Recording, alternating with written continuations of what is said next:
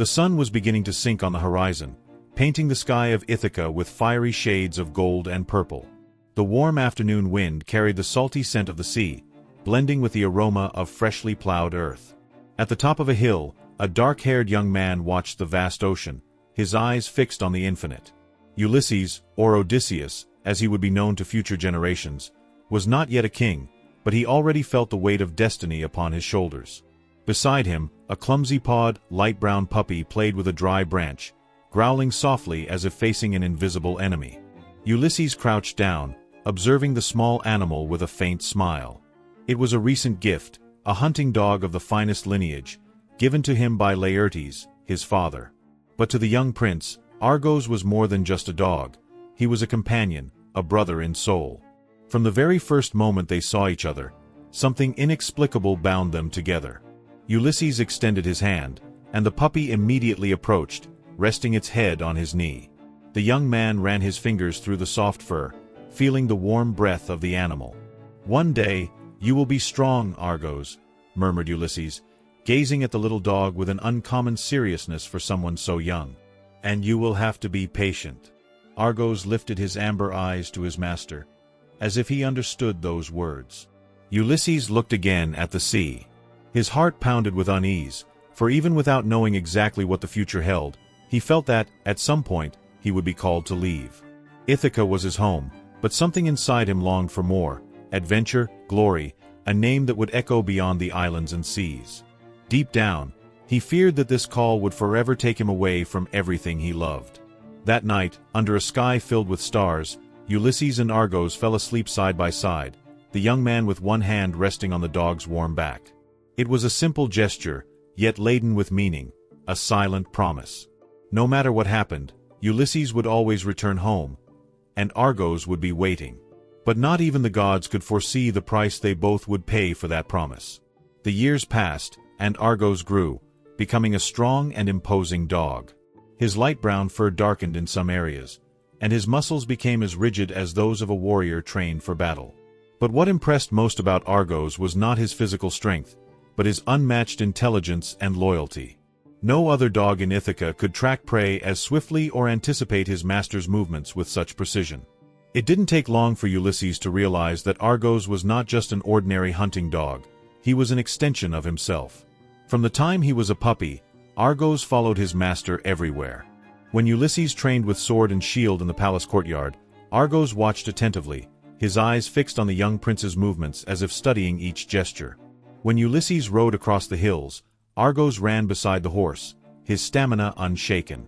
During hunts, while the other dogs charged blindly after the prey, Argos waited for Ulysses' command, his instincts refined to an almost human level. It was as if they shared a secret language, an understanding that transcended words. But their bond went beyond hunting and battles. During silent nights, when Ulysses lay on the grass to gaze at the stars, Argos would settle beside him, his heavy head resting on his master's leg. In moments of uncertainty, when the young prince felt the weight of the expectations that the future imposed upon him, it was the dog's warmth that brought him comfort. Ulysses, despite his bravery, was a man haunted by restlessness, always torn between the love for his land and the irresistible call of adventure. And Argos, without ever uttering a word, seemed to understand this duality better than anyone. Together, they faced storms, crossed rushing rivers, and hunted fierce boars in the forests of Ithaca. There was a time when Ulysses slipped into a ravine while chasing a deer, and it was Argos who found a safe path for him to return. Another time, on a cold winter night, the prince fell ill with fever, and it was the dog who stayed by his side without moving, refusing to eat or sleep until his master recovered. It was more than loyalty, it was an unbreakable bond, forged not only by time but by absolute trust. But destiny was already whispering changes on the horizon. Ulysses, now a man, was about to marry Penelope. He would become king, and with that, his responsibilities would increase. Then came the first rumors of war.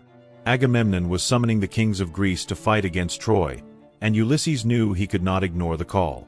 He would leave. And for the first time, Argos would not be able to follow him. On the morning Ulysses left for war, Argos ran after the ship to the edge of the cliff, watching the white sails disappear on the horizon. He remained there for hours, sniffing the wind in the hope that his master would return. But the scent of Ulysses was already beginning to fade into the vastness of the sea.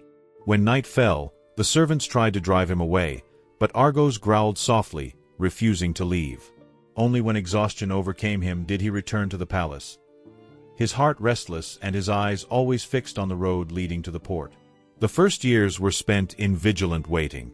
Ever watchful, Argos roamed the palace gates, sniffing every traveler who arrived in Ithaca. He wandered through the hills, the fields, and even the beach, as if at any moment Ulysses might emerge from the sea and call him back. But the years passed, and his master's presence became only a memory lingering in the air.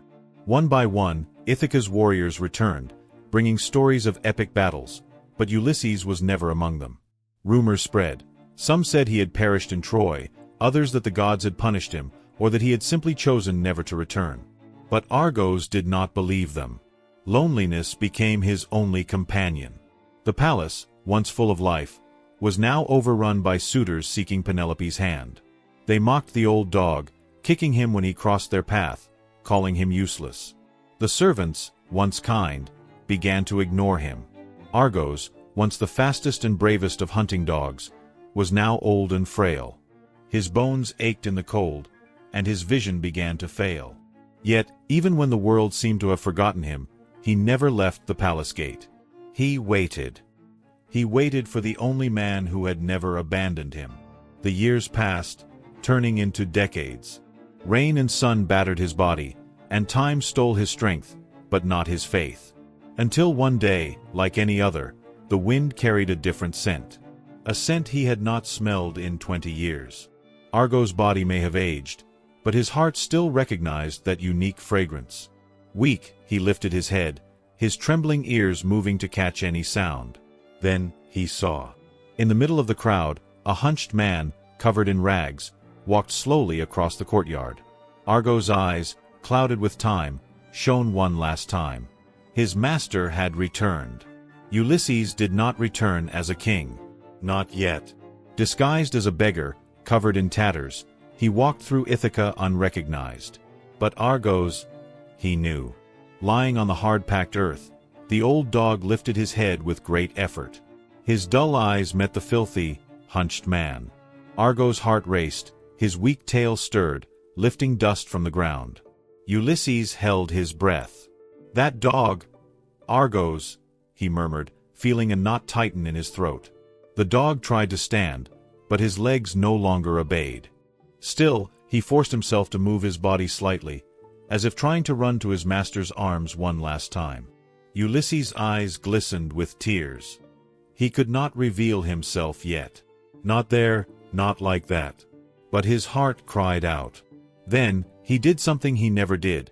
He knelt before the dog. In an almost imperceptible gesture, he ran his hand over Argos' muzzle. The old dog closed his eyes. His body relaxed. The heart that had waited for 20 years finally rested. Argos passed away in his master's arms, fulfilling the promise he had made that night beneath the stars. He had waited until the very end. Ulysses remained motionless for a long moment. His eyes were fixed on Argos' lifeless body, but his mind saw much more than that instant. He saw the days of hunting, the races under the sun, the starry nights when the dog lay by his side. He saw the young man he had been, the king he should have become, and the man he was now. But there was no time for mourning. Argos' death was not just the end of a life, it was the end of an era. The last witness to who he truly was had passed. Now, only one duty remained: to avenge his home, reclaim his throne, and restore the honor of Ithaca. With clenched fists, he walked away, carrying within him a fire that had long ceased to burn. The sight of Argos dying alone, abandoned to his fate, became the symbol of his land's decay. If his own dog, the most loyal of all, had been reduced to such misery, then what remained of what had once been his home? The palace, once grand, was now overrun by arrogant and ambitious men, feasting as if Ithaca belonged to them. They had trampled on everything he loved, stolen his dignity, insulted his wife, and humiliated his son. They had allowed his dog to die like a pariah. But the waiting was over. That very night, under the flickering torches of the great hall, Ulysses took up his bow for the first time in 20 years. With the skill of a warrior who had never forgotten his craft, he loosed the first arrow, piercing the throat of Antinous, the most insolent of the suitors. Silence fell over the hall for a brief moment before chaos erupted. Telemachus, now a man, fought alongside his father. One by one, the intruders fell, their voices silenced by the sharp blade of the true king of Ithaca. Blood stained the cold palace stones, and justice, long delayed, was finally served. When it was over, Ulysses stood among the bodies of his enemies and took a deep breath. Ithaca was his once more. But even amid the cries of the condemned and the scent of fresh blood, his mind returned to Argos. He was not there to witness his master's victory. But perhaps, somewhere beyond the veil of mortality, he knew. Perhaps, in the breeze that swept across the hills, there was a distant echo of a bark. And Ulysses, with a rare glimpse of tenderness in his eyes, allowed himself to believe that, somehow, Argos would always wait for him, no matter where, no matter when. On the hill where Ulysses and Argos had grown up together, a modest grave was built. There was no gold, no offerings. Only a simple stone, where Ulysses carved with his own hands. Here lies Argos, the most faithful of friends, the one who never forgot. And they say that, from that day on, when the wind blows strong over the hills of Ithaca, one can still hear the distant echo of a bark, a sign that Argos still waits, even beyond life.